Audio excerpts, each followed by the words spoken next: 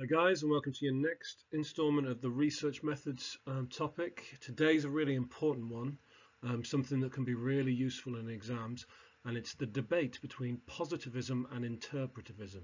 And this is going to be the T in pervert. This is going to be what that's been all about, and it's quite complicated stuff. That's why we've saved it until kind of later on in the topics here. But hopefully by the end of this video you kind of understand the basics. So let's get started. So the first thing you need to understand is that this debate has a massive impact on what methods you use, the way that you research. Positivists and interpretivists, they look at society and they see very different things, two very different ways of seeing society. The positivists, therefore, will want different methods to find out and uncover what's going on in society, whereas the interpretivists, because they see it very differently, they think it works very differently, will use the opposite, and that ultimately leads us down to positivists wanting quantitative data and interpretivists using qualitative data, which I'll explain more in a second. So let's dive right into the first one, which is positivism. Now this approach was founded by your founding father Durkheim. He was a key functionalist, key one of kind of the sociologist founding fathers, but he's also a key positivist. And the way that these guys see society is they see it as something external to humans. It's something outside of us, something separate from us.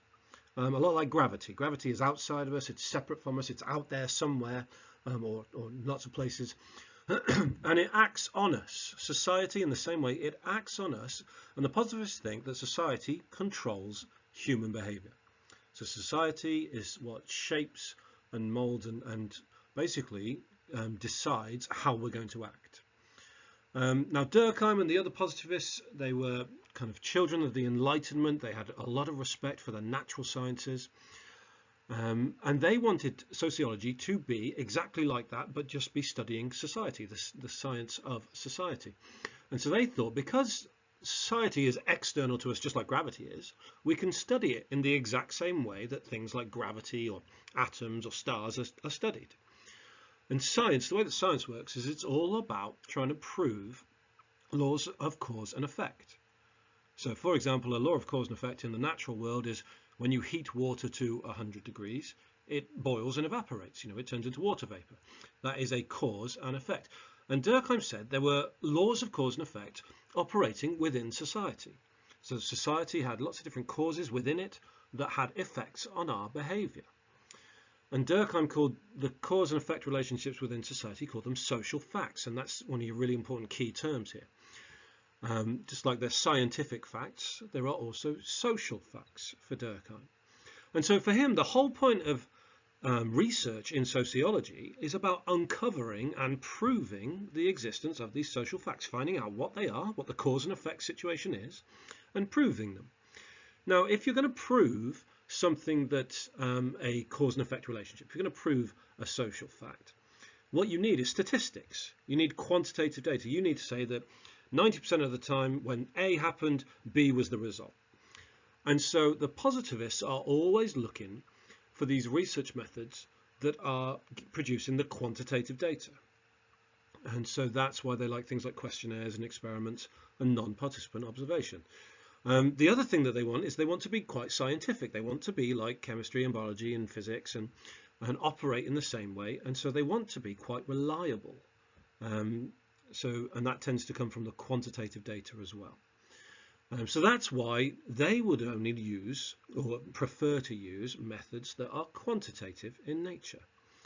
And so whenever you're writing about strengths and weaknesses of a quantitative method, you're going to talk about the fact that positivists prefer that method. They think it's a good method to use because it can establish these social facts.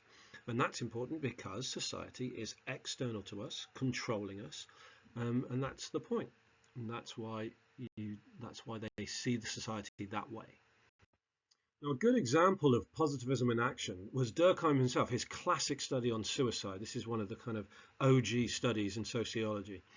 And Durkheim, at the time, was one of the first people to say that suicide, it wasn't just caused by the kind of emotional state and psychological state of the individual. It had social causes. There were things going on in society that increased the chances of you committing suicide. And he used positivist methods to discover all this and to have a look at this. So he used official statistics, suicide statistics, and he did it's called a quasi-experiment, so a type of experiment, which you don't need to know about for the rest of your exam, but this is what he did. So a positivist method with the quantitative data.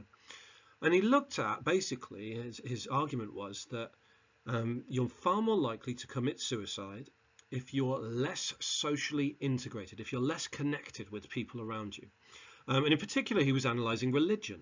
And so he analysed the suicide rates between Protestants and Catholics.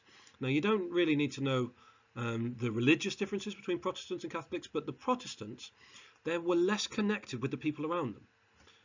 And they had less kind of social control, so informal or formal social control from the people around them, whether that's their families or other members of the church or even the priests and the kind of higher up people in the church. And the Protestants had higher suicide rates because they were less connected, they were less integrated. And so Durkheim concluded that there's a social fact that you're more likely to commit suicide when you're socially isolated. There's a cause and effect relationship there. Suicide is increased chance of suicide when you are socially isolated or less socially integrated. And that's a good example of the kind of positivist approach. Now, because you're getting a debate between two sides, obviously the evaluation is likely to come from the other side. So here, once you've explained the positivists and given Durkheim as an example and talked about his suicide study, you'd use part of the interpretivist argument to criticize it. And so the one thing that they say about the positivists that's the most useful kind of criticism is that you can't study people like physics studies rocks or stars or atoms. You can't study people like the natural sciences study natural things. And the reason for that is because wormholes, volcanoes and atoms, those natural things, they don't have consciousness. They don't have free will. They're not aware and actively choosing, whereas humans are. And so for the interpretivists, you can't have cause and effect situations in society because there's not always going to be the same effect. There'll be the same cause, but people can choose how they react. Water can't choose to boil or not at 100 degrees, but we can choose how we respond to all kinds of different causes. So the interpreters say you shouldn't go about it the scientific way because there aren't laws of cause and effect. There aren't social facts. And therefore the positivist approach has less value, is what they argue. And so from that criticism, you'd go into a section on interpretivism and their approach to society and research. Now, another founding father of sociology was a guy called Max Weber, and he was a kind of key interpretivist. He's the founder of the kind of interpretivist idea, very similar to social action theories, which we'll learn about in the second year. And rather than saying that society is external to humans, it's outside of us, it's separate from us, the interpretivists have the viewpoint, they see society as something that's internal to humans. It comes from us. It's all about the way that we think and the way that we act and the meanings that we hold. And because how we think about society changes society. So rather than society changing and controlling our behavior, the way that we think and act shapes and makes society. And so because it's internal to us, we can't do it in the way that natural sciences do it because they're studying things that are external. We're studying things that come from our brains, from our minds. And in order to understand society then, something that's been created, a social construct created by the way that we think and the way that we act, then you've got to fully understand what people think and why they act the way they do. So you've really got to focus in on the meanings and actions that people have, because that's what shapes society. Now, in order to do that, Weber proposed this idea of something called Verstehen. And this is seeing the world through those people's eyes. It's an empathetic understanding, seeing the world through their eyes, walking through their shoes, really understanding what they're thinking and what they're doing and why. And you can't get that with statistics. You can't get that with quantitative data.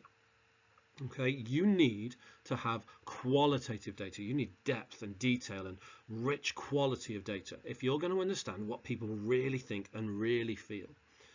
And seen as that's what makes society what it is, that's why the interpretivist will only have or focus on methods that produce that qualitative data, like unstructured interviews. Really understand what people think and feel. I've just noticed there's a typo in there, apologies.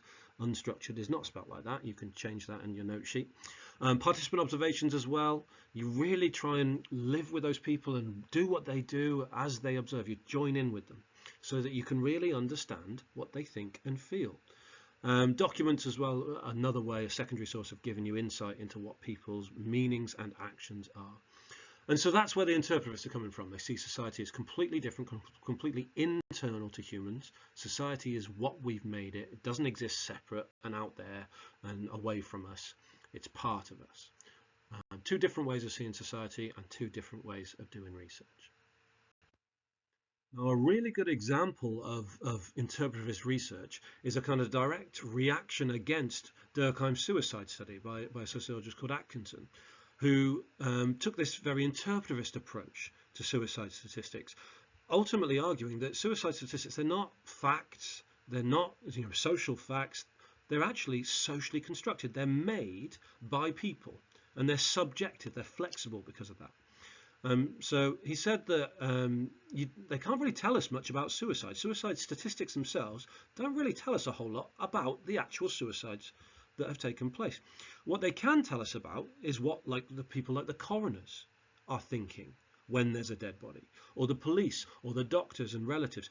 And it's what those individuals have in meanings in their head and the actions that they take that suicide statistics can tell us about, and whether they choose to call it suicide or not. So one of the things he did is he focused on coroners in particular and said there are four main criteria that coroners use. So things like whether or not there's a suicide note, and where the people were and how they died and things like that.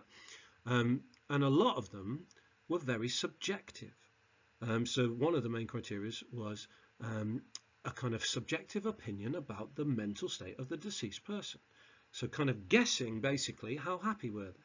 Had they just lost their jobs, or were they about to sit some exams, or all kinds of different things, where the coroner is trying to guess what might have been going through the individual's head.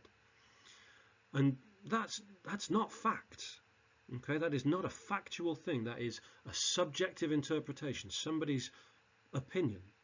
Somebody else might come away and look at the same case and have a very different opinion.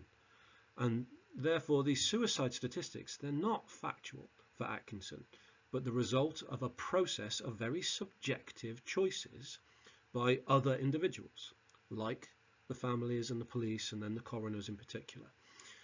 And it's all about the meanings that people had in their head and their interpretations of what's going on. So a real contrast to Durkheim's study there. And that's a very good example to use in your exams as well.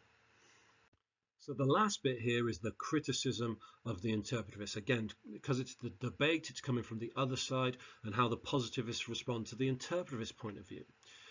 And the positivists say there's no point trying to get into the heads of the people you're studying. There's no point really diving into the kind of meanings and actions of those individuals, because people's thoughts and people's behavior from the positivist point of view is just controlled by the social facts, just controlled by the big bits of society, the cause and effect relationships from the social institutions. You're not choosing it. You don't have free will. It's just a product of society anyway. So there's no point looking on a smaller scale and really getting a lot of depth and detail about what someone thinks and how they act, because that just comes from the big social institutions. So you might as well study the big thing in the first place, using your quantitative data, and then you'll be getting it direct from the source. And so those positivists, they criticize the interpretivists for focusing on the wrong thing.